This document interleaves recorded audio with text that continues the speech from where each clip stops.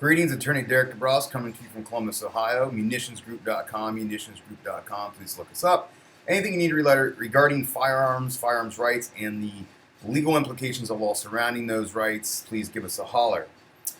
Today's question comes from a Cody, and Cody writes, with the recent mass shootings, I'd be interested in your thoughts on carrying in an establishment with a legal sign prohibiting carrying, like a Walmart. Like Walmart has, would there be any repercussions if you used your weapon? I have done videos on this before, Cody, but I will briefly address it again as it is in the press as of recent note. Essentially, you are violating the law. If you have a concealed handgun license and it's concealed, that's a crime in and of itself. Let me back up. If you have a concealed firearm and you do not have a license, that in and of itself is a crime. I apologize if I misspoke earlier.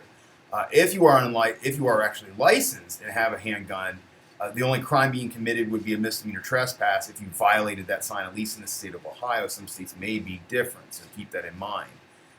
Violating that sign in and of itself is a crime, but that doesn't necessarily mean you're not able to defend yourself.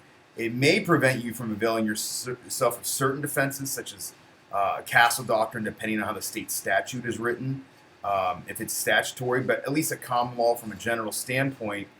There is the claim of self-defense itself is a justification defense, meaning at the heart of it there is something that is occurring that on its face is a crime, the taking of it in its life potentially. But it's justified because of the nature of the circumstances. In fact, meaning your life is at danger, which justifies that behavior as long as those elements are met. So on the face of the question, I would answer that you don't necessarily give up the right to self-defense. However, it may be restricted statutorily, and that oftentimes just comes down to state law and understanding your state's law.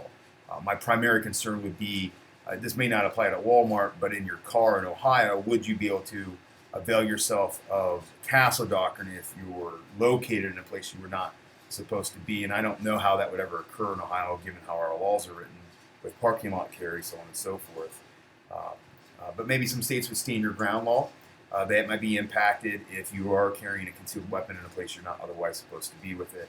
So just keep those things in mind, but generally speaking, you do not give up that right. As always, we appreciate the questions. Please drop your comments below or shoot us an email or phone call. And as always, be safe and carry on.